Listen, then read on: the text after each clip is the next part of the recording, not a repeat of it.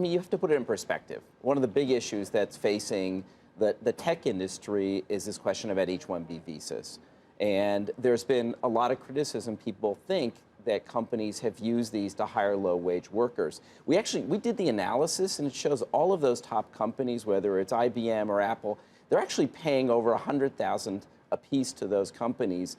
And yes, the outsourcing firms have abused this by paying lower wages. Right. But the other issue here is that the people who are part of these companies, they're very progressive.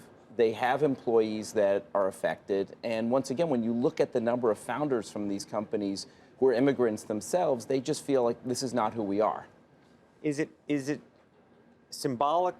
Is it about the actual ban itself?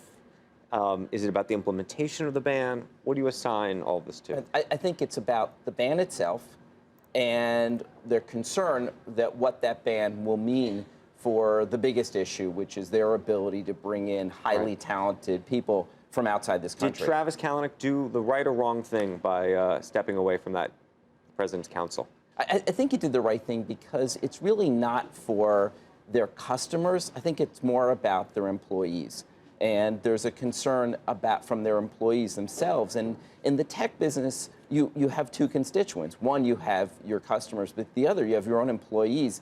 And those people can work anywhere. Right. But the other side of it, just to take the other side, is, you know, Elon Musk was able to convince, maybe not successfully, I don't know, but his constituency that having a seat at the table was more important. Right. It's very different. They're serving different audiences, and their customer bases are entirely different in terms of the number of people that buy their products, the number of people that participate in their ecosystem.